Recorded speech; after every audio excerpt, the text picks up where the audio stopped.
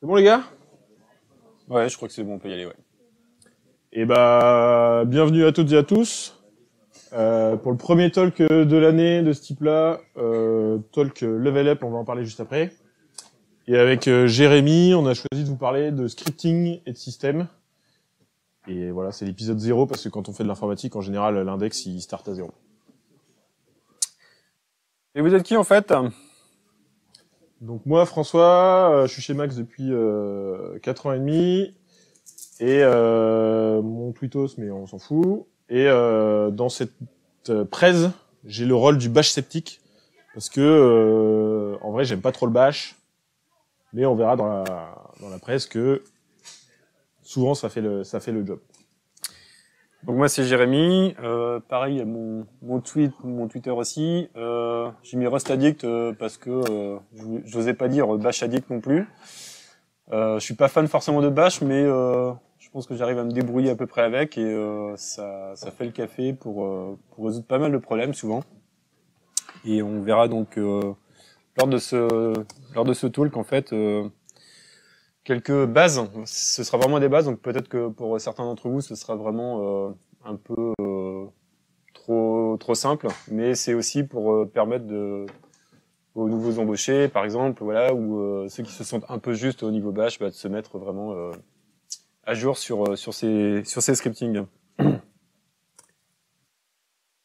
Donc les objectifs en fait de Level Up, c'est avec François, on s'est dit que ce serait pas mal en fait suite au retour qu'on avait d'entretien technique chez Max.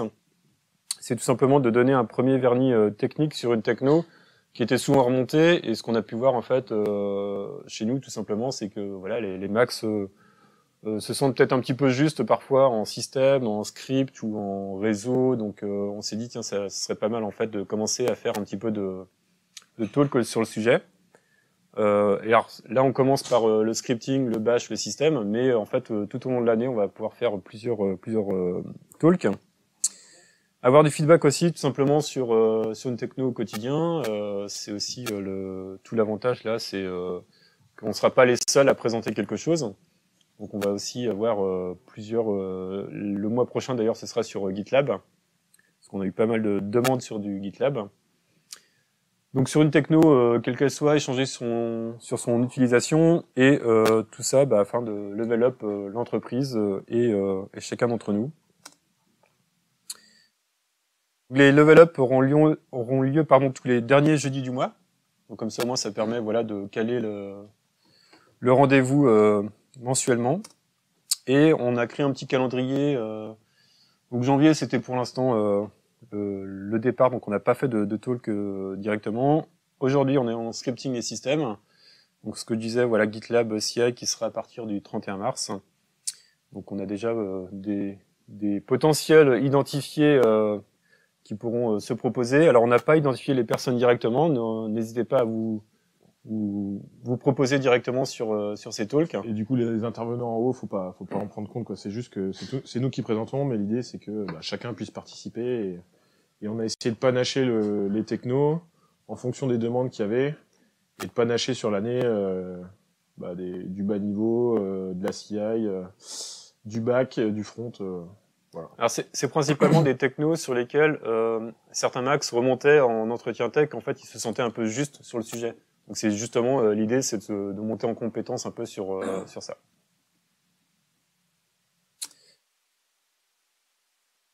Au commencement, était le shell.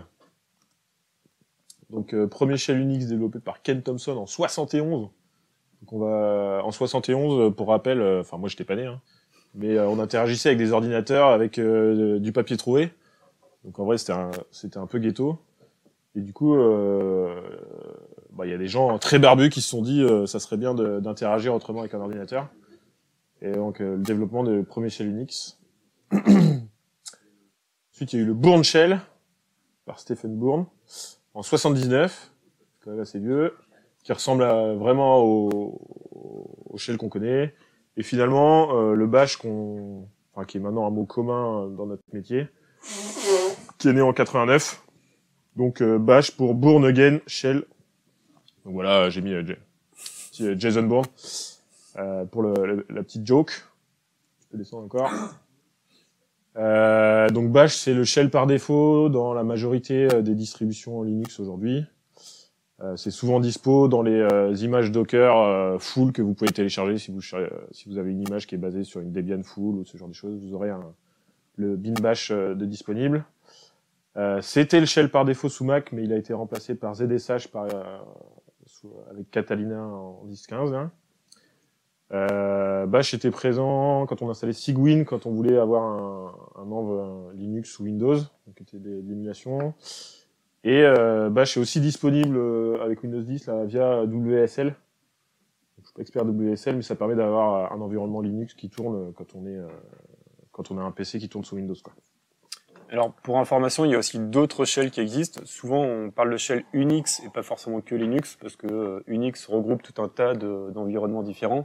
Linux est une sous-partie, mais on a notamment le KSH, le SH tout court, ASH. ASH, c'était souvent d'ailleurs le shell qui était proposé dans les distributions Alpine, que vous avez sûrement déjà utilisé dans les images Docker. Et donc souvent, ça ne réagissait pas exactement de la même façon que sur Bash. Donc ça peut poser des soucis quand on fait du Docker ou de la CI tout simplement. Alors ça a changé d'ailleurs dans Alpine, maintenant il y a Bash par défaut. Donc c'est quand même un peu plus facile aussi à travailler là-dessus. Et voilà, en tout cas, il y a beaucoup de shells qui existent. Il y a TSH, CSH, enfin il y en a énormément. On va vraiment parler plus des soit Bash, soit ZSH qui sont quand même les plus utilisés en fait. Ici, donc un petit Echo Solumax, voilà, ça permet juste de voir un petit peu comment fonctionne le bash. Donc on a, alors quand on a $1 ici, c'est tout simplement qu'on est dans le terminal et qu'on tape une commande. Donc là, pour afficher SaluMaxDS, une petite commande pour savoir ne serait-ce que dans quel shell on est actuellement, ça va être le echo de $shell. Alors ça dépend aussi justement, tous les shells ne réagissent pas exactement de la même façon. Certains vont répondre sur le echo $0 par exemple, pour répondre que vous êtes sur SH par exemple ou sur TSH. Alors il faut savoir aussi qu'il y a des normes qui s'appellent les normes POSIX. C'est tout un ensemble de standards, c'est des documents qui font je crois 17 pages, quelque chose comme ça, et en fait ces documentations mettent en fait une norme réellement sur l'utilisation de qu'est-ce que doit être un shell, comment il doit réagir et quels sont les programmes minimum pour faire partie de la norme POSIX. Donc Bash répond au POSIX, ZSH aussi, mais ils ajoutent en fait énormément de fonctionnalités à cette norme. Ce qu'il faut savoir, c'est que la norme en plus elle est payante, le ticket d'entrée est très cher, donc ne serait-ce que pour avoir accès à la documentation, bah, c'est payant en fait. Ça c'est un peu dommage, mais en tout cas cette norme POSIX c'est quand même la plus utilisée parce qu'elle vous permet, si vous êtes compliant avec cette norme, c'est vraiment en fait d'écrire un script qui sera portable sur n'importe quel shell. Donc ça, c'est quand même plutôt pratique. Donc là, on a le startup script et le bash profile. En gros, quand vous faites du bash, j'ai mis le tilde là, ça veut dire que c'est le répertoire home de votre utilisateur. En gros, votre shell, quand il va se lancer, quand vous allez lancer un terminal, il va essayer de trouver ce fichier-là pour dire est-ce que j'ai une customisation à faire sur mon environnement avant de donner la main à mon utilisateur. Et donc souvent on connaît, on modifie le point .barrc ou le point .zshrc quand on utilise ZSH et on met pléthore de trucs dedans. Donc il y a des bonnes pratiques en disant que en vrai il faut pas tout béner dans son bashrc, c'est une bonne pratique de splitter un peu les choses dans des fichiers séparés. Donc là, on a mis un lien sur un article Medium qui dit comment sont chargés, dans quel ordre, etc. les fichiers, et qui donne des bonnes pratiques. Voilà, essayer de scinder, surtout que nous, on est en mission chez les clients, etc. Si on veut avoir notre conf dispo à la fois chez le client, chez nous, etc., ça peut être bien de splitter les fichiers pour charger que les bons fichiers en fonction du contexte dans lequel on se trouve, quoi. Et de même pour ZSH, vous allez trouver un ZSH RC, un profile, un point profile, un point Z profile. Il y a tout un ensemble en fait de fichiers comme ça et qui sont chargés à différents moments en fait du lancement du shell. Donc ça peut être intéressant par exemple quand vous lancez un shell mais qui n'a pas d'interaction utilisateur directement, c'est simplement pour lancer une commande. Vous voulez charger certaines variables d'environnement mais pas besoin d'avoir un utilisateur. Donc faut faire attention à ce genre de choses. Faut juste se renseigner un peu sur internet quel est l'ordre de chargement de ces fichiers. Donc là, un petit exemple de script très simple hein, pour l'instant, juste un echo salut max ds. Alors le petit chevron, c'est simplement pour dire on fait une redirection de ce qu'on affiche vers un fichier donc qui s'appelle script.sh. On le rend exécutable avec le chmod plus x et on exécute ensuite tout simplement le script qui va réaliser le echo salut max ds. Donc on voit le résultat s'afficher. C'est vraiment une base très simple pour l'instant. Donc là, on va faire pas mal de généralités. On va passer vite là-dessus et ensuite on passera sur les parties un peu plus barbues parce que normalement 90% des gens ici, je pense, connaissent cette partie-là, mais ça permet de remettre les bases et que la vidéo YouTube elle soit didactique, quoi. Donc là, le shebang. Donc là, on voit la création d'un fichier, notre script qui s'appellera grit. Et on voit en haut le shebang qui commence par dièse point d'exclamation et on a un chemin en fait vers le shell l'exécutable utilisé. En fait, on va indiquer que ce script, il va falloir l'exécuter avec cet interpréteur là qui est bash. Et donc du coup, quand on va l'exécuter, on a la même sortie que tout à l'heure. Et en fait, on voit que on peut définir un shebang différent. Et typiquement là, j'ai mis des exemples. Moi, je fais pas mal de Node. On peut définir un shebang pour Node, on peut définir un shebang pour Python. Et en fait, on va pas avoir besoin de mettre typiquement sur notre grid, on n'a pas besoin de mettre un point .py ou un point .js, etc. On peut les laisser nus et juste dire à notre shell, pour exécuter ce fichier-là, tu lis le shebang, quoi.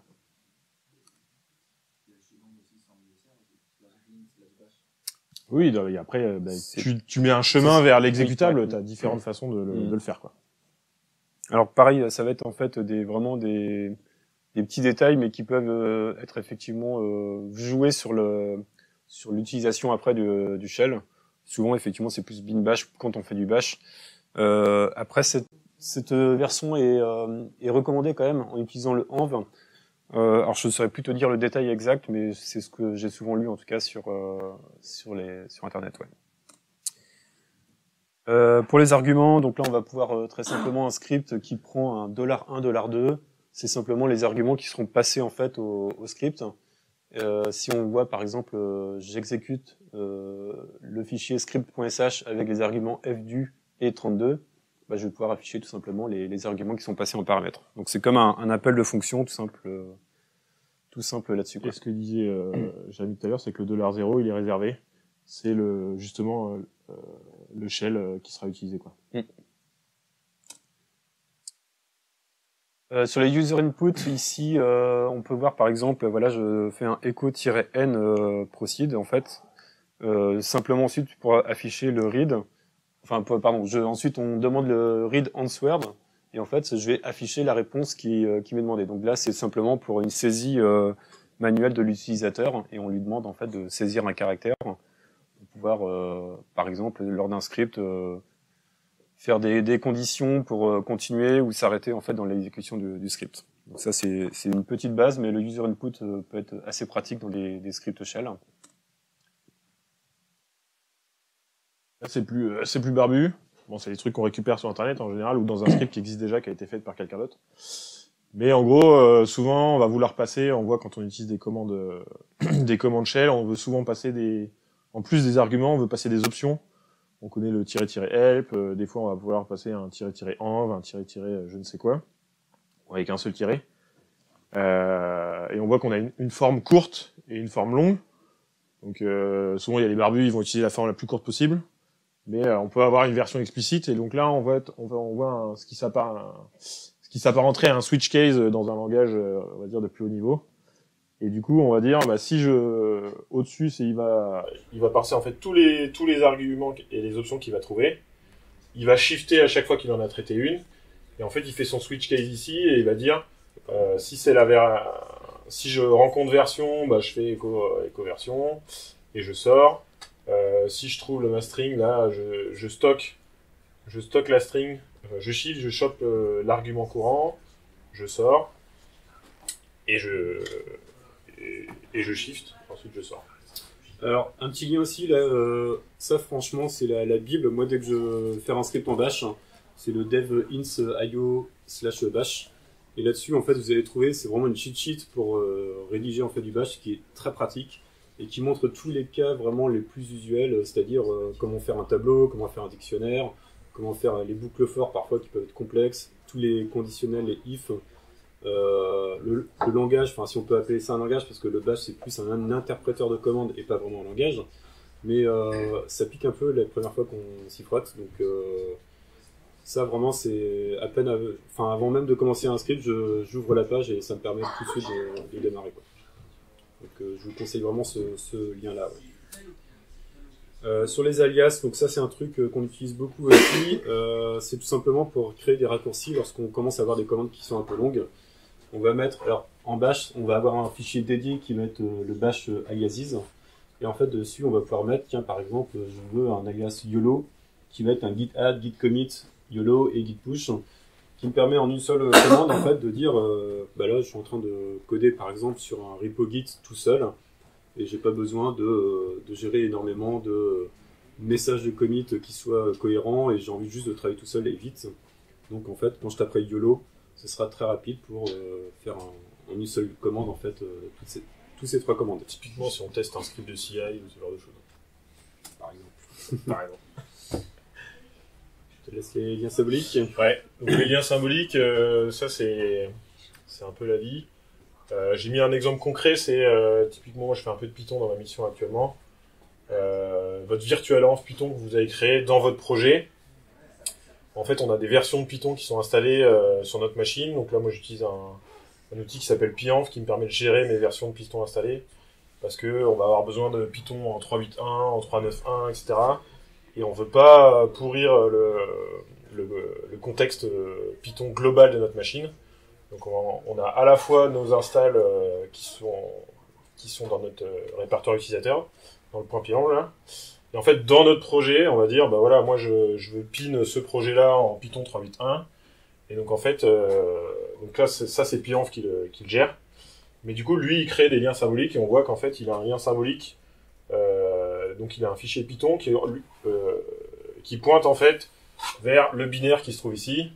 Et on a Python 3 qui pointe vers Python, parce qu'on fait du Python, mais il y a la rétrocompatibilité. Là, on a dit Python, c'est la version 3 par défaut. Juste, alors, pour savoir à chaque fois quelle est la cible ou la source, pour faire un ln-s, au début, je me plantais tout le temps, je suis obligé de revérifier. J'ai un petit moyen mémotechnique, c'est tout simplement que c'est l'inverse de ce qu'on affiche en fait dans un ls. Un ls souvent montre par exemple voilà, la source, la cible avec une flèche. Je sais que quand je dois créer le lien symbolique, il faut que j'imagine la flèche inverse en fait. Donc c'est-à-dire que là, ça va être Python 3 vers Python. Moi, ça m'aide en fait à retenir si ça peut vous aider aussi. Les redirections utilisées, il faudra. Donc, vas-y. Ouais, allez, go. Les redirections, on a montré tout à l'heure, en fait, c'est tout simplement déjà le petit chevron qui permettait de rediriger quelque chose vers une sortie, et c'était notamment directement en fait un fichier. Donc ici, on va avoir trois types d'entrées. L'entrée standard qui est le std-in, c'est-à-dire quand on tape read, je vais taper quelque chose, et il faut imaginer ça comme un canal de communication. Donc c'est vraiment l'entrée standard. Et par exemple, je fais un read-p, what is your age? Le -p permet en plus de poser une question et répondre directement. L'entrée en fait sera ce que vous allez taper. Et en résultat de cette commande, vous aurez comment dire, la chaîne de caractères entrée. La sortie standard, vous avez un petit peu déjà l'habitude, c'est tout simplement le std-out qui porte plein de noms. Par exemple en Java, c'est le system out println en fait permet de sortir sur la sortie standard. Quand je fais un ls quelque chose, en fait le résultat s'affiche dans ce canal de communication. D'accord. Et la sortie d'erreur, qui est peut-être un peu moins connue, en tout cas peut-être un peu plus obscure, c'est tout simplement lorsque une commande vous sort un message d'erreur, ça ne sort pas forcément sur la sortie standard. Sauf que dans le terminal, par défaut, la sortie standard et la sortie d'erreur s'affichent sur le terminal. Donc en fait, ça vous paraît mixé, sauf que ça n'est pas réellement, c'est juste que le terminal vous affiche les deux en fait. Ici, on peut voir un ls another file qui n'existe pas. En fait, il va afficher un message d'erreur sur la sortie standard qui s'affiche quand même sur le terminal. Qu'est-ce que ça permet tout ça? Donc là, on voit les identifiants numériques.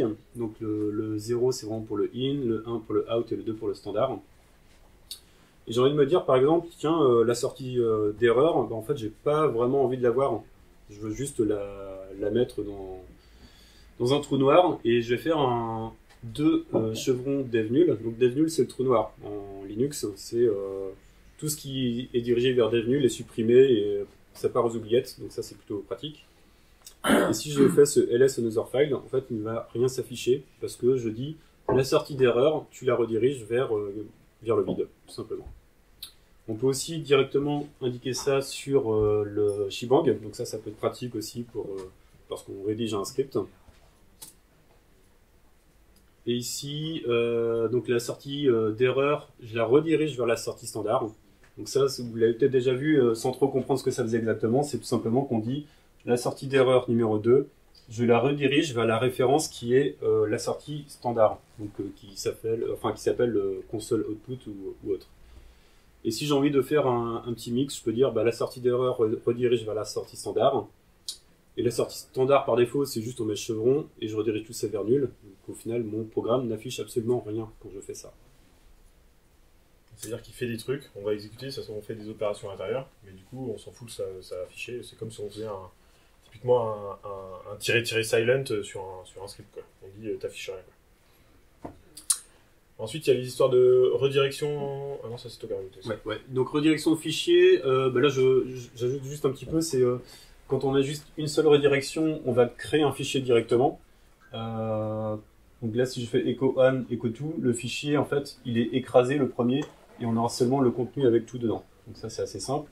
Si je veux par contre concaténer, ici je fais un echo hello, une fois je crée le fichier. Et les deux chevrons vont juste concaténer, donc je vais avoir un fichier qui va contenir Hello Crazy World par exemple. Voilà, c'est juste une petite indication pour les concaténations de fichiers. Et là c'est un petit tips. Souvent dans les scripts, si vous voulez afficher des choses dans la ligne de commande, typiquement on aime bien faire des consoles.log ou des échos pour savoir ce qui se passe vraiment dans notre script.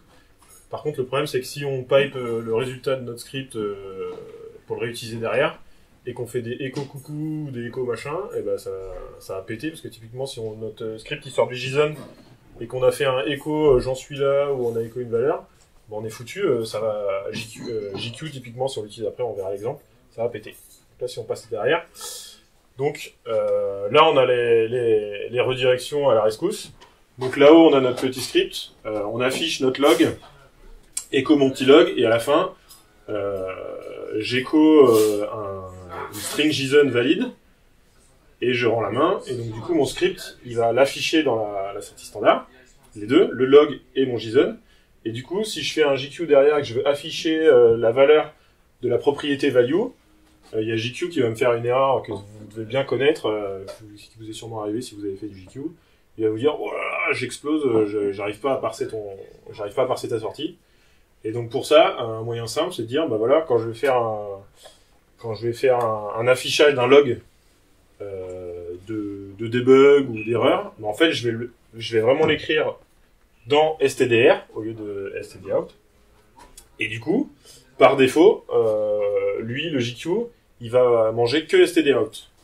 Et donc du coup, il affiche mon petit log, mais par contre, il l'utilise pas pour le parsing dans la commande d'après. Et donc là, ça fonctionne. Alors là, il vous a montré déjà l'utilisation des pipes. C'est la barre verticale en fait qu'on utilise beaucoup en Unix, qui permet un petit peu de tout simplement chaîner des commandes. Au même titre qu'on réalise ça en fait en programmation réactive, enfin fonctionnelle maintenant, beaucoup dans Java par exemple ou dans d'autres langages. Et on a montré JQ aussi comme exemple, mais voilà, il faut savoir que JQ c'est beaucoup utilisé pour parser le JSON, c'était juste au cas où vous ne l'aviez pas encore utilisé. Ici, je montre des exemples de comment fonctionne du pipe. Donc, on fait tout simplement commande 1, pipe, commande 2, commande 3. Les commandes qui acceptent d'être en deuxième paramètre ou X paramètres, il faut qu'elles acceptent en fait de lire la sortie standard. Et en fait, c'est là-dessus qu'elles se basent. C'est-à-dire que commande 1 va sortir en sortie standard quelque chose. qui va être ingéré par le command 2 en fait. C'est comme ça fonctionnent les pipes. Donc là, si je fais un echo quelque chose, et là finalement derrière il va faire un read pour savoir tiens, je reçois des données que je récupère en fait de la sortie d'avant. Donc un exemple ici, c'est un access.log qui est un fichier de log Apache par exemple, qui va afficher, enfin dans les logs on aura genre l'IP qui va être le premier champ, ensuite espace quelque chose. En une commande, on peut faire énormément de choses, c'est-à-dire ici je dis avec un cut, c'est tout simplement je prends que le premier paramètre de chaque ligne, qui est par exemple l'adresse IP de la personne qui requête le serveur Apache. Je le trie ensuite, donc un ordre alphabétique.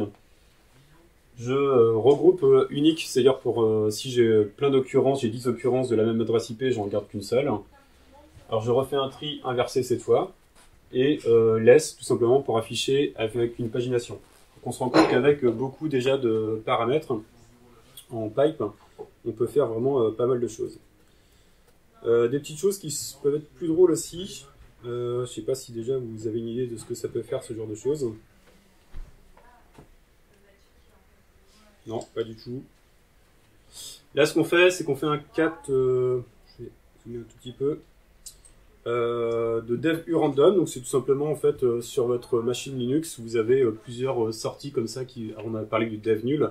Dev urandom, ça génère simplement un bruit, en fait, aléatoire complètement. Et donc, c'est des données, des 0, des 1 qui sortent de manière aléatoire. Alors, après, le TR, ça va faire des petites choses, genre, ça va prendre que les sorties qui sont des 0 et des 9.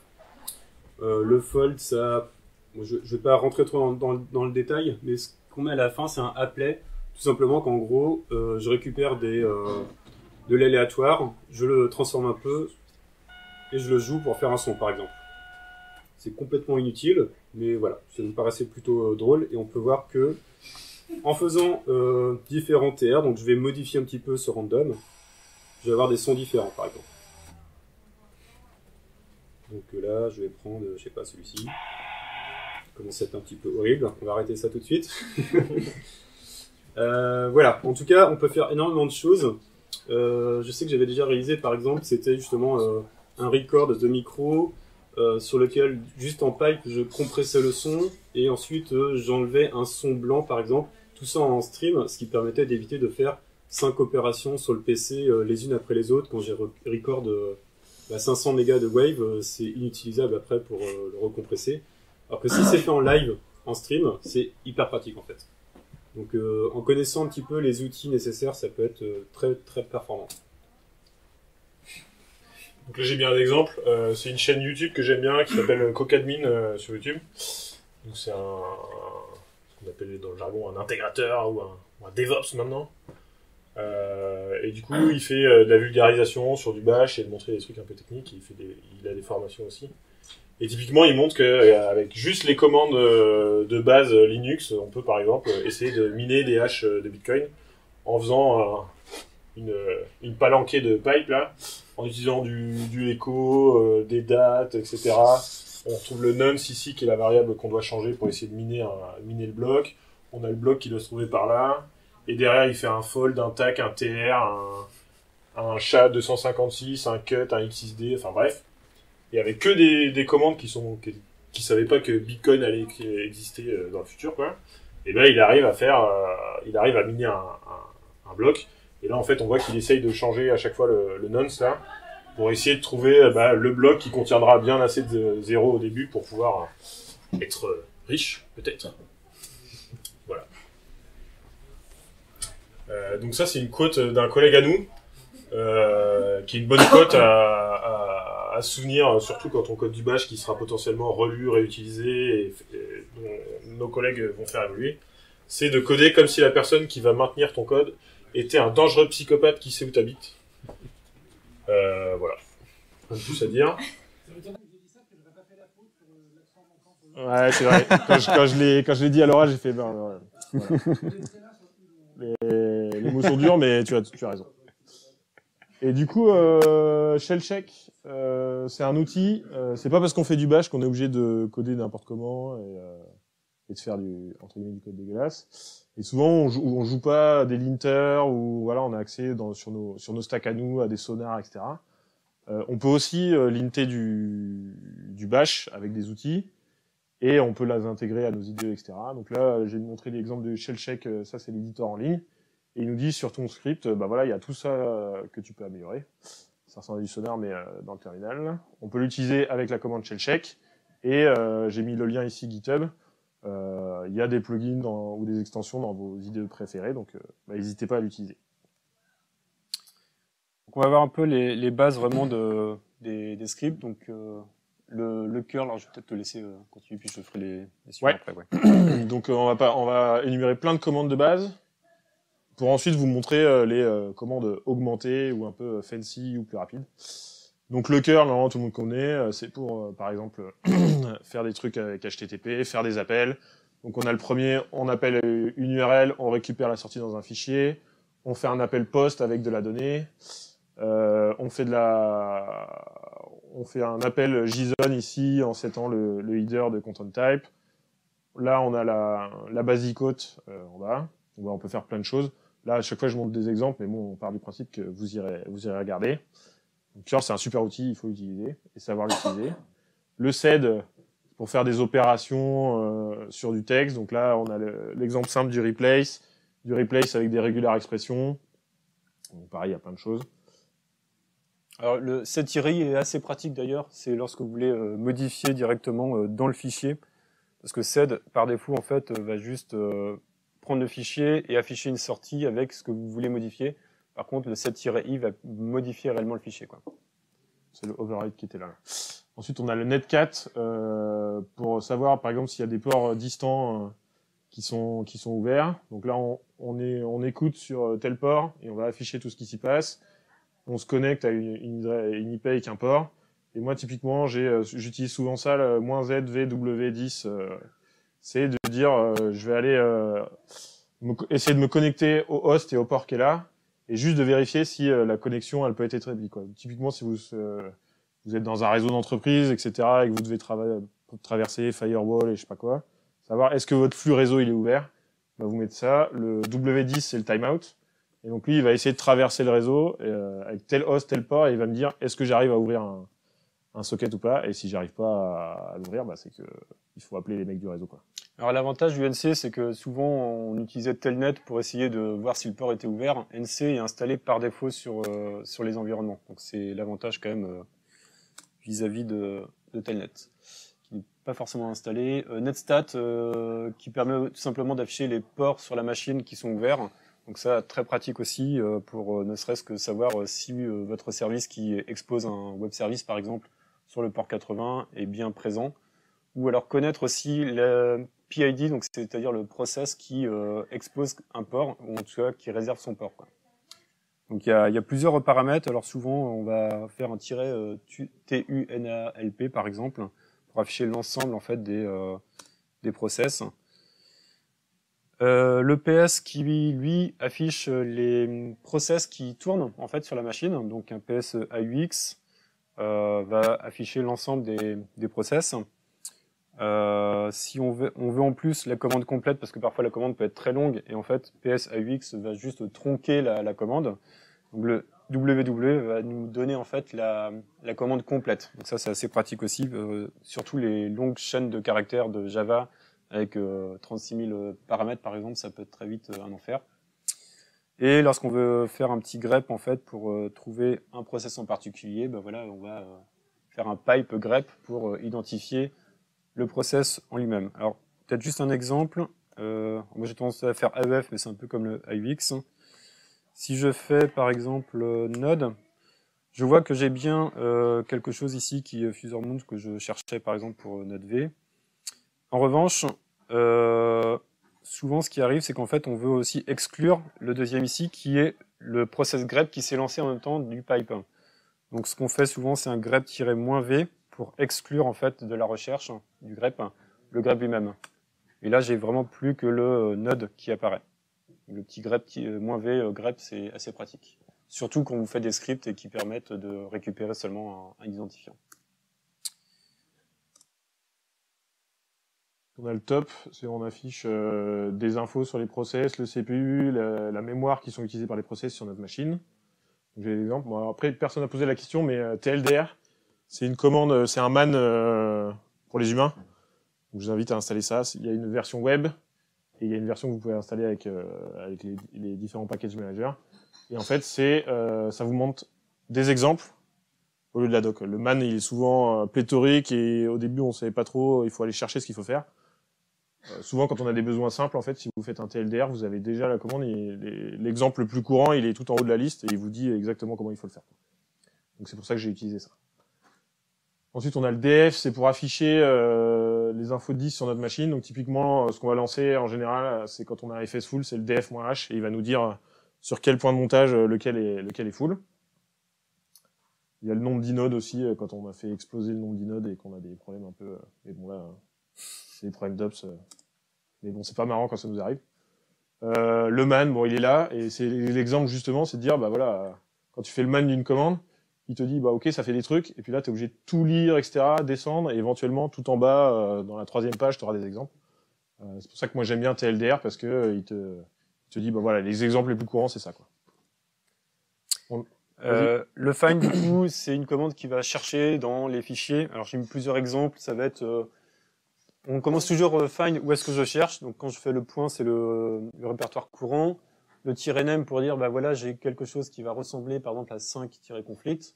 Avec les étoiles, ça me permet de dire des patterns parce que le nom du fichier, potentiellement, il commence par autre chose et finit par autre chose. Mais je dois avoir au moins ça à l'intérieur. Et un petit -print. Donc, j'ai mis plusieurs exemples ici, rapidement, pour expliquer ce qui se passe. Quand on donne un -type F, c'est pour dire je cherche que des fichiers, parce que par défaut, find peut aussi retourner les répertoires, comme ici par exemple. Ce find-là d'ailleurs, en fait, va nous retourner l'ensemble des répertoires qui n'ont pas, en fait, avec point d'exclamation, les permissions 777. Donc ça peut être aussi pratique, hein, j'ai envie de savoir quels sont tous les répertoires qui n'ont pas ces droits-là. Et un petit pipe xarg, ça permet de dire bah, je l'affiche avec un ls-l. Parce que par défaut, -print va juste afficher le nom des résultats. Et si en fait ces résultats, je les passe en plus en paramètre en ls, j'aurai directement, je verrai en fait les droits qui vont s'afficher pour chacun des résultats. Exemple ici un peu foufou, c'est on va prendre tous les fichiers entre 100 et 200 mégas et j'exécute une suppression derrière de ces fichiers-là, donc pour faire du ménage. Alors si j'enlève par exemple le size 200M, en fait, je vais supprimer tous les fichiers de plus de 100 mégas dans un répertoire courant. Donc ça peut devenir hyper pratique, en fait, ce genre de commande. Ici, on va dire à la racine, tous les fichiers qui vont être, fichiers au répertoire d'ailleurs, inférieurs à 60 minutes, donc tout ce qui est récent, qui vient d'être créé récemment. Parfois, vous avez créé un fichier, vous savez pas où il est. Ben voilà, vous mettez un petit nmen 5 minutes, et vous allez tomber tout de suite sur « Ah oui, mon fichier, il était là, en fait, parce que je l'ai téléchargé, machin. » Et exec, bah, du coup, là-dessus, on peut faire, en plus, sur ces fichiers-là, des greps à l'intérieur de voir qu'est-ce qui est à l'intérieur, par exemple. Si je cherche hyperconvergence, si j'ai envie. Et un dernier exemple, là, c'est tout simplement de trouver dans mes documents tous les fichiers MP3, bah, en fait, je les déplace dans musique pour faire le ménage d'une seule commande des MP3 que vous avez pu télécharger, par exemple. Légalement, bien sûr. Alors j'utilise beaucoup ça aussi, c'est le history tout simplement avec un grep. C'est les commandes que j'ai déjà pu taper sur le terminal et retrouver une commande avec un curl. Donc si je fais par exemple justement le history grep curl, je vais pouvoir voir tous les ensembles en fait de commandes qui ont été tapées avant quoi. Ensuite, alors ouais, le grep SSH, donc je peux le faire aussi directement sur un répertoire courant. Donc pas forcément que en pipe. Donc ça va me permettre de chercher à l'intérieur des fichiers. À la différence du find qui retourne la liste des fichiers mais qui ne fouille pas à l'intérieur, là le grep il va vraiment fouiller à l'intérieur du fichier. Et un petit -r pour dire récursive si j'ai envie de vraiment parcourir l'ensemble des sous-répertoires à l'intérieur, donc tous les fichiers à l'intérieur des sous-répertoires. Pourquoi il s'affiche mal lui ? Voilà, ok. Ici, j'ai fait un exemple assez pratique sur grep. Donc, quand par exemple, je suis sur une stack trace Java et je cherche exception et puis abort. J'ai pas plus d'informations, mais je cherche dans une stack trace immense. Le problème, c'est que quand je vais faire ça, je vais tomber que sur le début de la stack trace. C'est pas forcément très pratique parce que j'ai envie de savoir où ça intervient. Si je fais un petit grep-a5, en fait, je lui dis, tu fais la recherche, et une fois que tu tombes sur un résultat, tu affiches les 5 lignes suivantes. Ça, c'est hyper pratique pour le Java, par exemple. Et ça va me donner déjà les méthodes de retour, en fait, en disant, j'ai les 5 lignes suivantes. Ou alors, si je mets un -b, donc c'est before ou after, c'est simple à retenir. Ici, je retourne les 3 lignes avant et les 2 lignes après. Donc on peut voir 3 lignes avant, j'ai quelques soucis, ma ligne d'exception et les 2 premières lignes après qui s'affichent. Ça, j'utilise beaucoup sur les stack trace Java, c'est vraiment pratique en tout cas pour s'y retrouver, surtout sur les fichiers de log assez conséquents. Alors là, on va parler de SSH, ça va être une bonne partie du talk parce qu'en fait, il y a beaucoup de choses à dire dessus. Je vais passer rapidement sur les commandes, on va dire usuelles et simples que vous devez peut-être déjà connaître, qui sont tout simplement SSH, voilà, sur l'adresse IP, sur un nom de domaine existant, le vps.net par exemple. Lorsqu'on veut se connecter en SSH, parce que par défaut, si je lui donne juste une IP, il va me demander en interactif quel est ton utilisateur, quel est ton mot de passe. Là, je vais lui dire, bah tiens, mon utilisateur c'est Jérémy, donc le nom de la machine. Ensuite, il y a plusieurs modes d'authentification, donc mot de passe ou clé privée. Donc quand je veux dire je veux m'authentifier par une clé privée, il va falloir mettre un -i, le chemin de la clé privée, puis ensuite l'utilisateur, la machine. Alors d'ailleurs, un petit tip, c'est pour générer les clés privées, préférez le format ED 25519. C'est un peu chiant à dire, mais en tout cas, c'est plus sécure que RSA et un peu moins coûteux aussi pour les performances CPU. Donc quand vous vous connectez et que vous avez une machine qui est un peu anémique, ça peut être plus rapide. Ensuite, on peut faire des trucs un peu sympas avec SSH, c'est-à-dire directement exécuter une commande à la suite de la connexion. C'est-à-dire, je mets -, et je peux mettre n'importe quoi derrière. Ça va exécuter la commande et me donner le résultat directement. Donc là, si je fais ça, ça se connecte à distance et ça fait un ls-la à distance sur le répertoire ici. Et il me renvoie tout de suite le résultat, il se déconnecte automatiquement. Ce qui peut être vraiment sympa, donc vous pouvez lancer comme ça des commandes à mettre dans un alias assez fortes. Une petite distinction, c'est que si je fais ça, par exemple, et que je fais un pipe grep, je cherche par exemple que les fichiers qui vont contenir SSH, je le mets dans résultat.txt. Où finit le résultat.txt? En fait, il finit en local, parce que la commande exécutée à distance est celle-ci, mais le pipe s'exécute sur mon PC local. Si je veux qu'en fait le résultat soit sur le PC distant, en fait, il va falloir que je mette entre double cote l'ensemble de cette commande. C'est une petite distinction un peu touchy, mais voilà, en jouant un petit peu avec, on commence à avoir les possibilités. Par défaut, on a tendance à mettre un port qui va être pas le port 22 SSH parce qu'il y a beaucoup d'attaques réseau qui sont faites dessus. Donc là, je montre en fait tout simplement lorsqu'on est client, on fait un -p, le port à utiliser. Et dans la configuration du serveur, vous avez le port qui peut être modifié assez simplement. Et là, on se dit, tiens, ça commence à être un petit peu long, la commande qui fait -p machin, -i machin. Donc en fait, ce qu'il faut savoir, c'est que tout ça est configurable dans un seul fichier, si vous le souhaitez. Et là, je vais donner le nom host ls mon VPS, par exemple, et je vais remettre les mêmes informations avec un format un peu différent dans le fichier à la racine de mon répertoire, donc .ssh config. Et je vais avoir Jérémy, hostname, port, la méthode d'authentification, c'est par clé privée publique, quel est le fichier privé, et la remote commande. Ce qui fait qu'à la fin, je peux faire un SSH ls mon VPS, et là, j'ai automatiquement le résultat. Donc ça peut être des raccourcis très, très sympas à faire.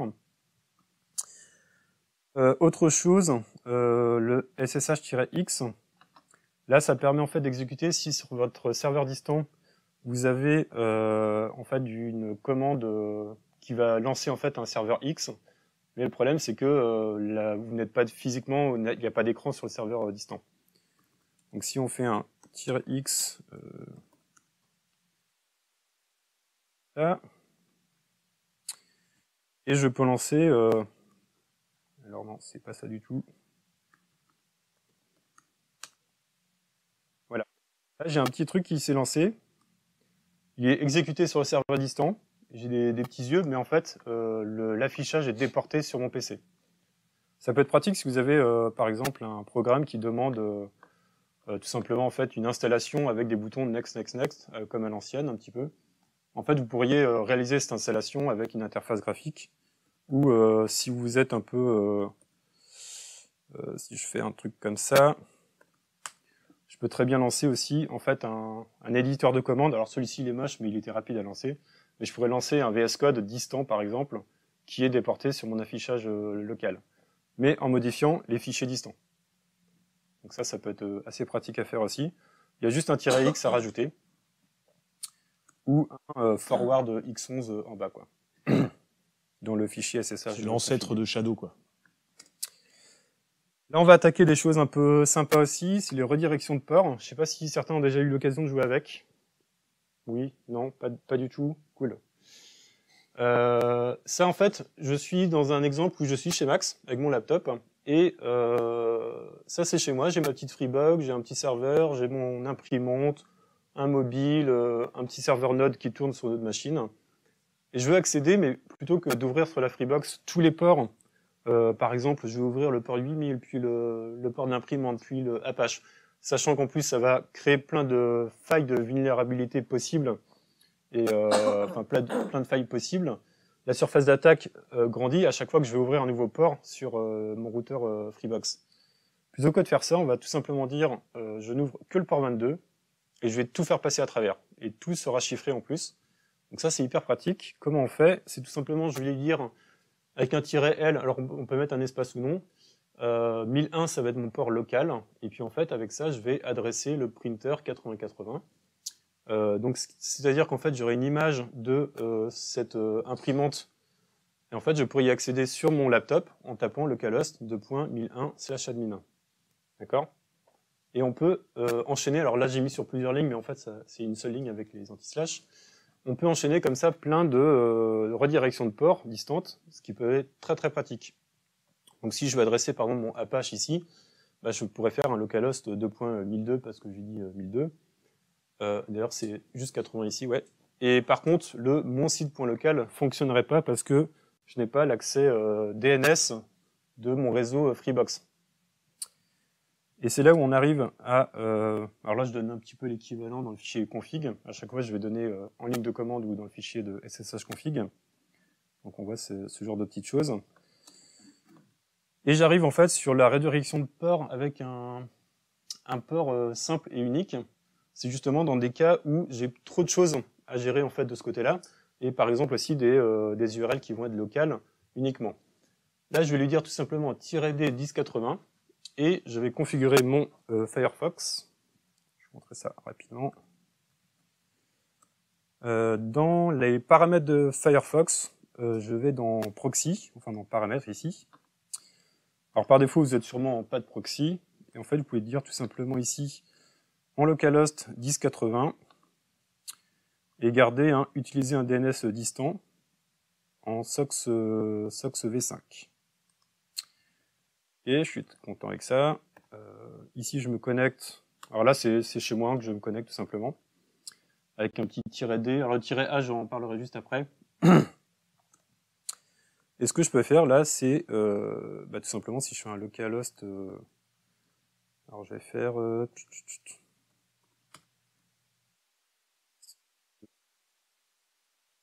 TTP devant, sinon il est un peu perdu. Donc là, c'est juste un service qui tourne, par exemple, sur ma machine, pas du tout. Alors, je vais faire plus simple. Je vais aller sur ma Freebox distante. C'est-à-dire qu'en fait, là, je résous en plus une adresse DNS distante, comme si j'étais vraiment chez moi, mais tout passe à travers le tunnel SSH port 22. Donc ça, c'est quand même hyper pratique quand vous voulez juste ouvrir quelque chose chez vous et avoir accès, en fait, à absolument tout. Voilà, donc pareil pour le Dynamic Forward 1080 pour le fichier config. Donc on peut commencer à faire des trucs un peu fous ensuite, c'est du reverse tunnel. Donc là on a fait un tunnel pour que je puisse accéder quand je fais localhost quelque chose pour accéder à distance. On peut faire l'inverse, c'est-à-dire, je vais faire l'exemple ici, hop, donc je sors de celui-là.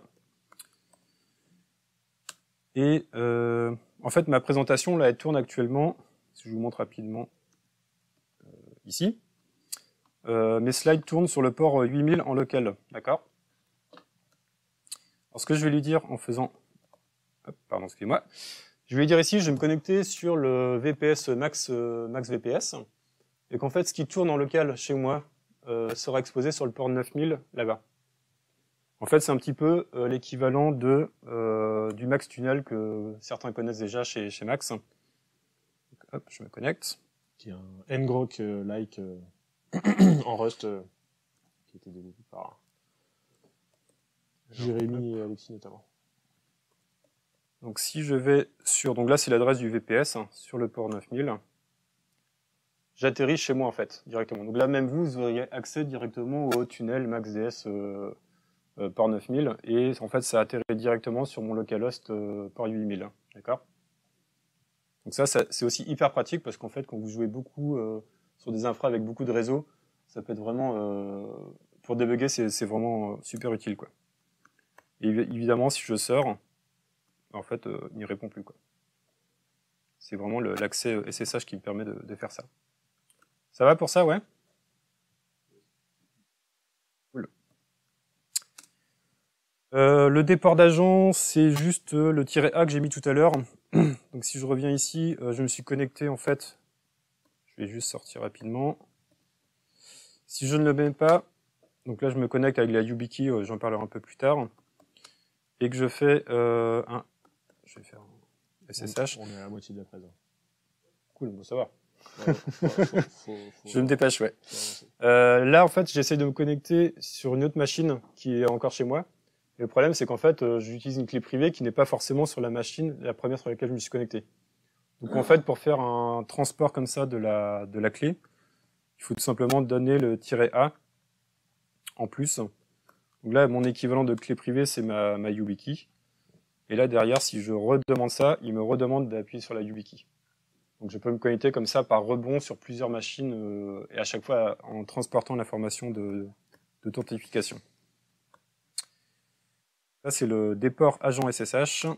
Et voilà ce que ça peut donner en fait si on met tout dans un seul fichier SSH config. Ça commence à être un peu chargé. Et ça permet de faire un truc très simple après en utilisation. Donc la YubiKey, c'est ce que j'utilise en fait. Donc là, il y a un article de blog qu'on avait écrit. Donc c'est le SSH with YubiKey. Donc je vais pas en parler plus pour l'instant. Je référence aussi l'article de François qui est la multi-configuration Git, qui est très pratique justement lorsque vous utilisez du GitLab, du GitHub, des GitLab entreprises aussi, ça peut être bien pratique. Et du coup, tout ce bash et tout ça, qu'est-ce que je fais pour mes scripts de CI? Donc on a parlé de JQ tout à l'heure. Faire du JSON en bash, c'est un peu... voilà, c'est pas évident. Donc il y a des outils qui existent, JQ, qui va vous permettre de parser la sortie de quelque chose qui retourne du JSON, et soit de le récupérer, de le prétifier juste pour l'afficher, ou d'aller le manipuler. Donc là, j'ai mis avec TLDR des exemples. Donc là, là-haut, on print un fichier qui est sur notre machine. On affiche tous les éléments d'un tableau. Je suis là, je sais plus ce qu'il fait, le slurp là. Là, on affiche le premier élément. Tu peux scroller un tout petit peu dedans avec ta souris. Il y en a en bas. Oui, là, il y a le map typiquement qui est pratique pour faire une opération. Donc là, on va récupérer que la propriété keyname dans notre tableau JSON. YQ, c'est la même chose, mais pour du YAML, du XML et du TOML. Parce que maintenant, quand on fait du DevOps, apparemment, il faut absolument écrire des YAML partout. Donc voilà, il y a ça qui existe. Envsubst, c'est pour remplacer, typiquement, quand vous avez des fichiers, vous allez vouloir remplacer des valeurs dans vos variables, etc. C'est un peu des langages de templating comme on aurait en front, ou du Jinja 2 comme on utiliserait en Sybil par exemple. Il faut savoir que ça existe et vous pouvez l'utiliser dans vos scripts bash assez simplement. Et ça permet donc de remplacer ces variables dans un fichier, quoi. Ensuite, il y a le prompt. Donc là, on en parle tard, mais c'est important. Quand vous voulez avoir un prompt un peu agréable et sympa, si vous aimez la ligne de commande, bah, on peut afficher plein d'informations contextuelles. Donc on l'a vu dans le prompt de Jérémy qui est assez custom, qui est affiché. Donc il a mis un truc rigolo au début, qui peut être en plus customisé en fonction de l'utilisateur ou du répertoire dans lequel on se trouve. On a les infos sur l'utilisateur courant, le host sur lequel on s'exécute. Là, c'est pareil, j'imagine que c'est contextuel à l'arbo dans laquelle on se trouve. Ensuite, là, on a MaxDS, etc. On est dans un repo guide, donc on a les infos sur la branche sur laquelle on se trouve, les modifs qui sont en cours, etc. Il a de la coloration. Là, le hexa, on en parlera juste après. Donc ça, c'est du Power Level 10. Il y a l'article de Mathieu Souchet là qui est référencé, qui est très pratique pour justement installer ce genre de customisation du terminal. Donc on en a parlé là. Donc il y a le Power Level 10K qui est un OMI-ZSH on stéroïde. Et ce qui est cool en fait, c'est qu'on est accompagné. Il nous dit on installe d'abord OMI-ZSH, ensuite on installe Power Level 10K et lui il va nous poser plein de questions. Il va dire ton prompt, tu le préfères comme ça, comme ça, comme ça, et avec des questions interactives, et ben on arrive à plus ou moins ce qu'a fait Jérémy parce qu'il a customisé plein de trucs. Mais on arrive à avoir un truc qui correspond à nos attentes avec éventuellement le temps d'exécution de nos commandes ou pas. Le bout du prompt, on a vu que chez Jérémy il était arrondi, mais on a différentes possibilités, etc. Et après on peut étendre son fonctionnement. Et donc ça, ouais, effectivement, en fait, n'hésitez pas quand vous commencez à faire des scripts qui sont utiles pour vous, à les diffuser en fait aux collègues. Le problème, c'est que c'est compliqué parce que tiens, je te passe un bout de alias que j'ai créé, ou je te passe tiens tel script que j'ai créé de mon côté. Ce qu'on avait pu mettre en place chez un client, on l'avait nommé OMI-TBSH, c'est tout simplement une copie en fait du fonctionnement de OMI-ZSH et que tout le monde puisse avoir en fait les mêmes scripts, les mêmes alias. Et ça permet en fait de diffuser aussi des accélérateurs vraiment de développement pour tout le monde. Et que en fait, dès que quelqu'un faisait un commit sur ce repo-là, l'ensemble des personnes avaient les informations à jour dans les 5 jours qui venaient, quoi. Parce qu'il y a un système d'auto-update et tout. Donc ça, c'est hyper pratique. Et en fait, on l'utilise encore assez régulièrement. Et il y a des contributions facilement là-dessus. Par exemple, pour déchiffrer des secrets, bah, tout le monde a sur son poste en fait l'outillage nécessaire. Et ça vient tout seul en fait dès des évolutions. Donc, typiquement pour des alias, quand on a des machines, c'est chiant de connaître les IP, les machins, les trucs, et ben on peut dire VPS1, VPS3, prod 1, prod 2, prod 3, prod 4. Et ben si on les met à dispo dans ce truc-là, en fait ça sera à dispo pour tout le monde et tu diras bah juste tu te mets à jour, t'installes ça, tu tapes prod 1 et il connaît pas l'IP, il connaît rien et tout est fait pour lui, quoi. Donc la nouvelle génération pour Lionel, donc ça va être le RIP grep.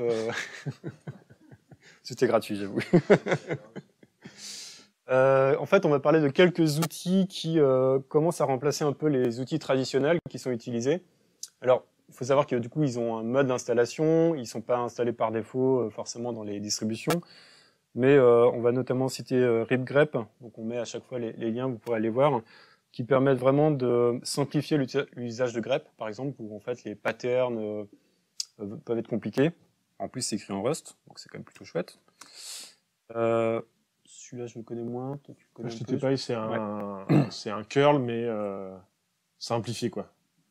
Il est plus simple et on parle un peu, on dit en français ce qu'on veut faire à notre commande. Donc, j'ai pas mis voilà, j'ai mis que c'est opinionated parce que voilà, curl c'est quand même un truc universel utilisé par la terre entière. Donc vaut mieux si quelqu'un vous dit j'arrive pas à reproduire, etc. Vous envoyez un curl, vous êtes certain que normalement à peu près tout le monde pourra le faire, il pourra l'importer dans son Postman. C'est mieux de lui filer ce genre de truc. Mais il faut savoir que vous, en local, si vous voulez juste faire un appel, JSON, etc., sans mettre les -x, -machin, -d et compagnie, il y a aussi des commandes un peu plus fancy qui existent. Voilà. Hexa, on en a parlé tout à l'heure rapidement. C'est tout simplement un remplaçant du ls. Alors moi, j'aime bien parce que du coup, j'ai remplacé directement d'ailleurs la commande ls par un alias en local dans mon ZSHRC et qui pointe vers Hexa. Et en fait, je lui ai mis des commandes déjà -long, -header, git icons. Et pourquoi? Parce que je peux avoir déjà un petit header si j'ai envie. Ce qui m'a vraiment intéressé dans Hexa, c'est le git ici, parce qu'en fait, j'ai un affichage des fichiers modifiés, des new, des ignore. Et ça, c'est hyper pratique, je trouve, en fait, dans un affichage, de l'avoir. Alors, mon alias, c'est juste la touche L, en fait. Donc, je tape L entrée, j'ai ce genre d'informations. Des petites icônes pour avoir un petit côté plus sympa aussi.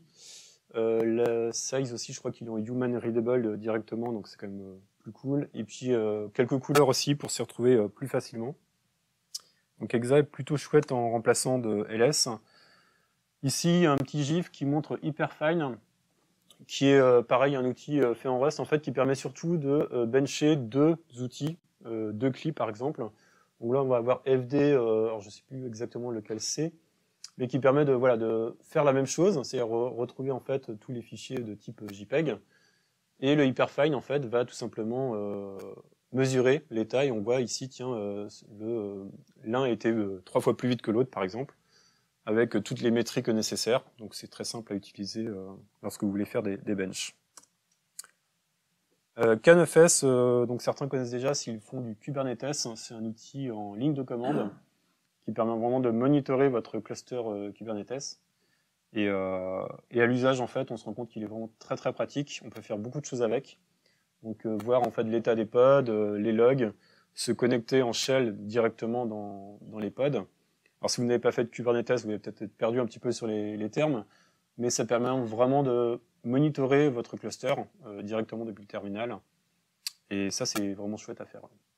Alors François m'a parlé de Lens, qu'il utilise lui de son côté, qui est une interface plus graphique et qui a un affichage un peu différent, qui permet de faire des choses différentes aussi.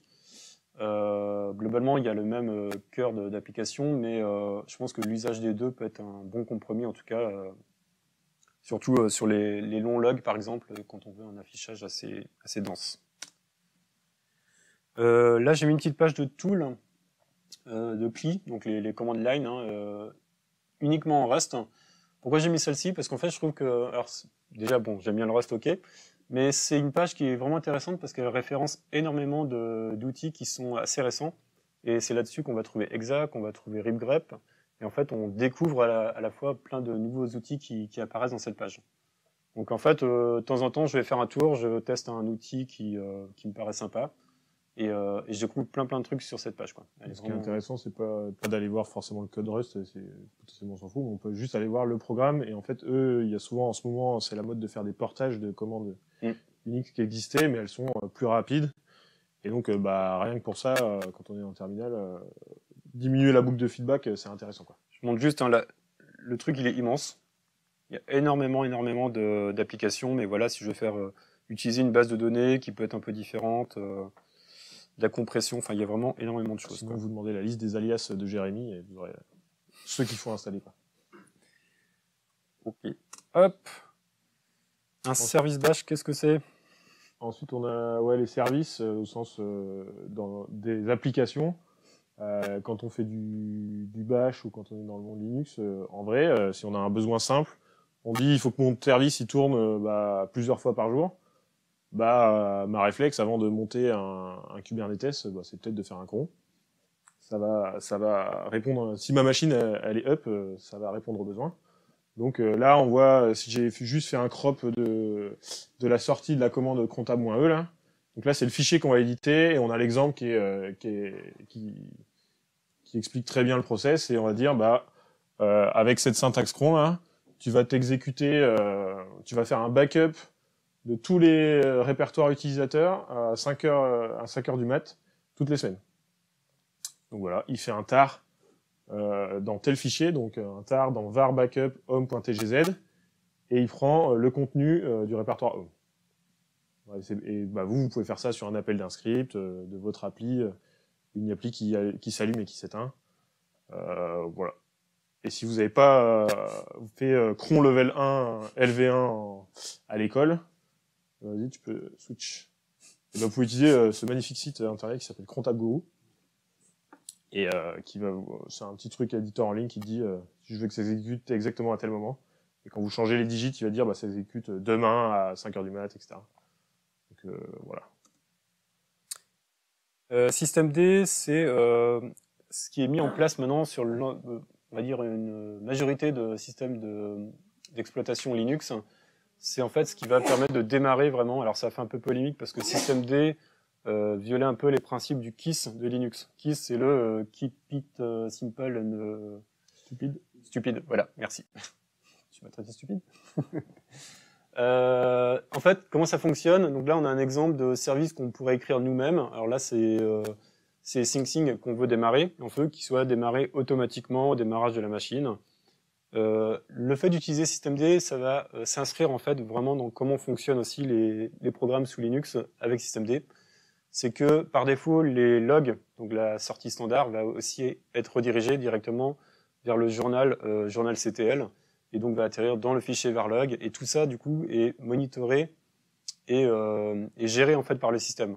Donc le fait d'inscrire un programme là-dedans, c'est quand même vraiment pratique, si on se débrouille un petit peu avec les commandes nécessaires, et ça permet vraiment en fait de faire plein de choses. Donc on peut dire par exemple, alors je sais absolument pas ce que font ces deux commandes, mais on peut lui dire si tu as besoin, quand tu t'arrêtes avec un code d'erreur différent de 0, en fait tu te relances automatiquement, tu essayes 5 fois, si au bout de 5 fois, bah, tu attends 1 heure. On peut dire plein de choses avec systemd. Je vais pas rentrer dans le détail parce qu'il y a énormément de paramètres, mais on peut voir déjà quelques exemples en fait là de paramètres. Ici, notamment le restart sec, bah, j'attends 1 seconde avant de réessayer plutôt que de forcer toutes les millisecondes par exemple. Donc comment ça fonctionne? Quand on écrit en fait ce genre de fichier ici dans systemd, system par exemple SyncSync at Macbuntu, on va faire un enable d'abord pour dire j'active mon fichier en fait, et qui va s'inscrire un petit peu dans le registre de systemd. Et je vais faire un systemctl start. Et à partir du moment où j'ai fait le enable, surtout, c'est que si je redémarre le PC, il va démarrer automatiquement le service. Et donc si je fais un petit status, ça me permet de voir déjà un état avec plein d'informations, la mémoire qui est utilisée, est-ce qu'il est actif? Oui, la documentation potentielle. Et on va avoir vraiment énormément de choses. Et donc le pendant un petit peu pour... on le voit pas, mais il y a un crop des logs aussi. Ouais. Juste un petit extract des logs actuels. Là, je l'ai pas mis parce que c'était trop gros, mais ça permet vraiment de savoir l'état et genre quels sont les derniers logs qu'il a logués, quoi. C'est ça. Et d'ailleurs, si vous voulez aller voir les logs, vous pouvez faire un journal CTL. Je pense que je dois avoir un exemple ici. Pas du tout, c'est pas grave. Journal CTL qui permet d'aller voir en fait les logs par service d'ailleurs, et vous pouvez faire un tel-f dessus. Il y a beaucoup d'options aussi sur le journal CTF, qui est vraiment pratique. J'en profite juste une petite parenthèse sur les raccourcis clavier aussi dans le terminal. Dans les helpers, j'ai installé FZF, qui est très pratique si je fais un Alt-C et je cherche par exemple oh my quelque chose. Je vais tomber en fait sur des répertoires qui sont dans mon workspace et il va aller directement dessus. Donc si je fais entrer, j'atterris automatiquement dans ce répertoire-là. Et des commandes très bêtes aussi, mais si en fait, il y a 2 sélections dans Linux. Donc si je fais CTRL-SHIFT-C, ça me permet de copier-coller. Donc ça, c'est assez pratique. Et souvent, on a le clic molette quand on a sélectionné quelque chose. Là, j'ai sélectionné Echo. Le contrôle molette, si vous n'avez pas la main sur la souris, vous pouvez faire Shift Insert. Et ça met le Echo que j'ai copié. Et je peux toujours faire CTRL-SHIFT-C, enfin V, pardon, pour le toutou. Donc on a 2 copier-coller finalement dans Linux. Et le Shift Insert, on ne connaît pas forcément, mais quand on est souvent sur le clavier, c'est assez pratique aussi. Petite parenthèse. Les logs, donc on en a parlé tout à l'heure, voilà, il y avait des histoires des services. Là, nous, on sait juste utiliser des outils que nous mettent à dispo Linux. Il nous met aussi tout un système de logs, etc. Et il y a des normes. Et donc là, j'ai mis juste un contenu du répertoire varlog, moi, d'un serveur qui tourne chez moi. Et on voit qu'en fait, il va créer, il y a un serveur HTTP, il y a un piol qui essaye de stopper les pubs chez moi. Il y a syslog, qui est souvent le gestionnaire des logs standards qui est installé. Il existe aussi rsyslog. En fait, tous ces trucs-là, on voit qu'il y a de la rotation, etc. En fait, Linux, il nous met, c'est quelque chose qui est assez vieux, et en fait, il met à dispo plein de choses pour que si on utilise ce qu'on a mis et qu'on fait un service propre, en fait, il y a plein de choses qui vont se faire tout seul pour nous, quoi. Et on sait qu'on aura les informations au même endroit. Donc là, c'était le contenu du /varlog. Là, j'ai mis une petite vidéo fireship.io, c'est un compte YouTube qui est sympa à suivre. Il a fait une vidéo assez courte explicative de toute l'arborescence des dossiers Linux. savoir qu'est-ce qu'il y a là-dedans et à quoi ça sert. Je vous inviterai à cliquer dessus et à aller voir. Et Shit Just Got Real, donc là c'est voilà, c'est quand ça devient sérieux, qu'est-ce qu'on peut dégainer comme artillerie. Donc, notre équipe elle grossit, on veut quelque chose de plus robuste, mais c'est discutable. On peut utiliser des technos connus, on veut utiliser des technos utilisés par des membres de notre équipe, etc. Peut-être se rendre plus attractif aussi pour les gens qu'on essaie de recruter. Et en même temps, on veut pas réinventer la roue. Et donc là j'ai mis Docker. On peut pas parler de Docker ici parce que on va passer 1000 ans. Donc Docker, ça peut être bien pour utiliser des choses qui existent déjà. On peut même dockeriser nos commandes, etc. pour que vraiment ce soit faire une abstraction et que toi tu fournis juste une image et les gens l'utilisent. Et donc sur le Docker Hub, il y a plein de choses qui existent. Donc là j'ai juste mis le TLDR, on s'en fout. Ensuite il y a Docker Compose qui est très pratique quand on veut dire voilà, moi je veux mettre à dispo de quelqu'un une grappe de services, pas un seul mais plusieurs. Donc je veux qu'il ait un Nginx qui tourne, je veux qu'il ait un Postgre qui tourne, il ait whatever qui tourne. Je vais utiliser Docker Compose et lui je vais dire tu te mets dans le répertoire, tu tapes ça, terminé. Il y a tout qui va se monter tout seul, télécharger les images, etc., configurer, exposer les ports. Et je lui mets à dispo normalement quelque chose de reproductible pour que lui il puisse faire ses tests, quoi.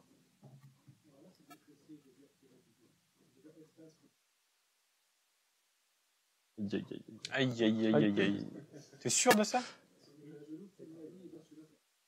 Aïe, aïe, aïe, aïe. Ouais, mais c'est le mec, il est upstream, quoi. Ansible, donc là c'est quand on va vouloir augmenter la reproductibilité et gérer plein de cas des effets de bord et qu'on n'ait pas à le faire nous-mêmes. Typiquement Ansible, il pourra savoir quand je veux essayer de faire des choses, il va aller regarder est-ce qu'il reste de l'espace disque sur ma machine, ce genre de choses, et gérer les cas de fallback. Alors que si on devait faire notre script nous-mêmes, on va devoir le faire tout seul. Et donc on va pouvoir utiliser des recettes, donc des playbooks Ansible pour mettre en place notre archi. Typiquement créer le script Ansible, le déposer sur la machine, démarrer le service, etc. Mais il y aura un talk là-dessus le 19 mai. Appel on cherche des speakers. Voilà. Exactement. C'est dans trop longtemps dans le temps. Et les alternatives. Donc moi je suis plutôt bash sceptique, donc c'est pour ça moi j'aime bien scripter dans des langages plus haut niveau, genre qui savent parser du JSON, ce genre de choses. Petite attaque gratuite, où il y a des commandes map, etc. sur des tableaux. Enfin voilà. Bref, j'aime bien les trucs avec un peu plus de sucre. Donc Python, c'est pas mal. Il y a le module ArcParse qui est disponible dans la librairie standard. Donc pas besoin de faire un pip install je ne sais quoi. Ça permet de créer une CLI vraiment bien avec un parsing des arguments propres, un --help qui est généré sans qu'on ait à faire quoi que ce soit. Ça c'est parsé du JSON. C'est peut-être plus accessible pour un nouvel arrivant, parce que c'est un langage de plus haut niveau, mais ça se discute. Parce que tout le monde n'aime pas Python. Typiquement, moi j'ai été dans un environnement très Java, les gens, je sais pas, ils détestent Python. Le client HTTP de la librairie standard, il est pas ouf. Il y a des modules qui existent, mais du coup, faut faire un pip install, et du coup, les gens ils vont dire ouais, mais faut que je fasse un pip install, c'est relou. C'est bon, ok, d'accord. Toi, t'as bien fait répéter, mais bon, bref, ce débat existe et existera. Est-ce que votre équipe ou votre boîte a des compétences Python? Ça, c'est la question aussi à se poser, c'est de dire est-ce que ils voudront le maintenir? Tu peux me faire next. Node.js, moi, c'est mon langage de prédilection et c'est le langage que je dégaine quand je veux automatiser quelque chose. Ça parse du JSON facilement. Par contre, il n'y a pas de librairie standard pour faire une jolie CLI. Il y a des Python qui sont poussés dans la doc officielle comme Yargs ou Inquirer qui est vraiment classe, qui est utilisé dans pas mal de technologies, nouvelles techno, où il te dit de façon interactive avec des choses qui bougent et il te dit vas-y, qu'est-ce que tu veux faire, etc. Il te pose des questions, etc. dans la CLI, donc hyper chouette, mais il faut faire un npm install, du coup, voilà. Pas de client HTTP sexy comme Axios. Ça viendra. Il y a Fetch qui arrive, d'ailleurs le lien est pété, arrive dans Node 18, croise les doigts, pour qu'il arrive en expérimental en 17.5 je crois, avec un flag expérimental. Vous pouvez l'avoir en Node 17 si vous buildez à partir des sources. Je sais pas si vous allez le faire. J'ai pas testé, mais il y a ZX qui est une lib de Google qui permet de faire du scripting en Node et d'essayer de rendre justement plus facile l'interaction avec d'autres programmes Bash, etc. J'ai pas eu le temps de tester, mais bon, vu que ça fait c'est une bonne vieille voiture Citroën, c'est peut-être c'est peut-être gage de bonne qualité, mais je sais pas. Faut pas tester. Je te laisse dire. Rust, alors Rust, moi je trouve ça très chouette aussi. En fait là, on sort un petit peu justement du côté trop bash. Donc justement quand il parlait du Python, du Node, moi je serais plus orienté Rust, mais là ça va être des choix en fait un petit peu des appétences qu'on peut avoir sur un langage. En tout cas, ça reste des langages par rapport au bash, et c'est ça aussi l'important, c'est que bash pour moi c'est vraiment bricolage très rapide et qui peut nous sortir d'un problème très très rapidement. Quand on veut faire quelque chose qui soit maintenable aussi par un ensemble de développeurs, il faut passer sur un langage évolué. Moi, j'aime bien le Rust pour le côté, en fait, ça crée un binaire déjà, très performant, et ça permet ensuite, en fait, c'est de la compilation, c'est aussi pas de garbage collector, donc ce qui me plaisait bien dans Rust. Donc, je vais pas revenir sur ça, parce qu'on a déjà Alexis Delel qui nous fait des présentations Rust de qualité.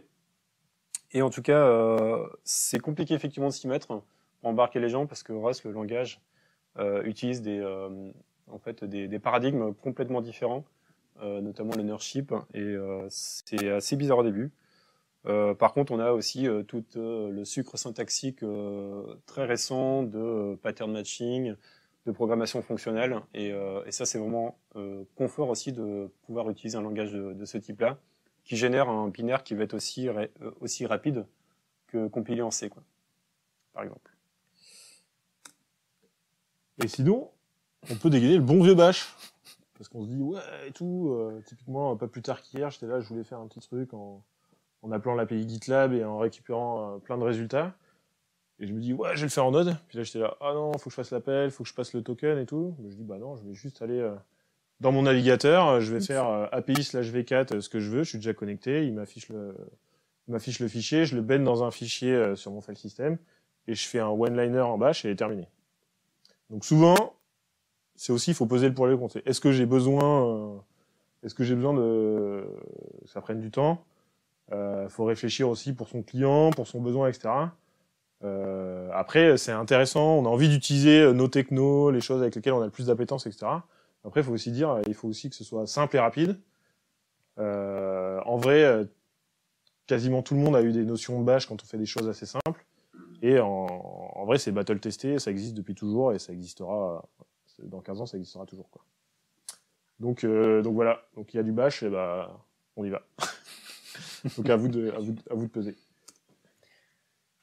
Conclusion, alors c'était très dense, je pense, en termes de présentation. On a essayé de montrer beaucoup de choses. Après, le sujet est complexe. On essaye en fait de montrer surtout les usages que nous on peut en avoir. Donc même si vous ne retenez pas tout, mais déjà peut-être 2-3 bribes qui sont passées par là, qui peuvent vous aider au quotidien. De toute façon, on aura le replay après sur YouTube, mais ça permet déjà de vous donner aussi des accélérateurs pour le développement. Et ouais, ce qu'on dit, c'est que c'est pas simple. Il n'y a pas de choix, etc. pour le scripting, etc. Les choix que là, on a utilisé j'ai pas mis le site, mais un truc pour faire des diagrammes radar, des spider diagrammes. Donc là, typiquement, on va dire, bah, moi, je veux une solution qui soit simple, qui soit maintenable, dans un langage dans lequel je suis plus ou moins à l'aise. J'ai mis le buzz factor parce qu'en gros, si j'ai fait un énorme programme en bash qui est lisible par personne, si moi je meurs, bah, peut-être que ce sera impossible à reprendre par quelqu'un et qu'il va devoir tout refaire. Donc le buzz factor, il est aussi à évaluer en disant, est-ce que je me rends pas indispensable en codant un énorme truc en bash, un monolithe en bash. Et aussi le nombre de personnes dans l'équipe, quoi. Si on est plein à intervenir, bash, ça nécessite de savoir qui a fait quoi, quelle variable a été exportée, etc. Donc plus on est nombreux, plus ça va être compliqué d'intervenir et de relire et de maintenir quelque chose de propre en fonction de la taille de l'équipe, quoi. Donc voilà, à vous de dire de régler les curseurs. Donc si vous pensiez repartir avec la techno à utiliser tout le temps, eh ben non. Il n'y a pas de solution miracle. Voilà. Les GAFA, ils vous disent faites du Helm, faites de l'Angular, faites du machin et tout. Et ils disent bah non, il faut aussi réfléchir à de combien de temps je dispose, est-ce que j'ai besoin que ça aille à la vitesse de la lumière, que j'ai pas de GC, etc. Ou est-ce que j'ai besoin juste d'avoir un truc qui marche et de répondre aux clients pour gagner le marché, quoi. Et merci.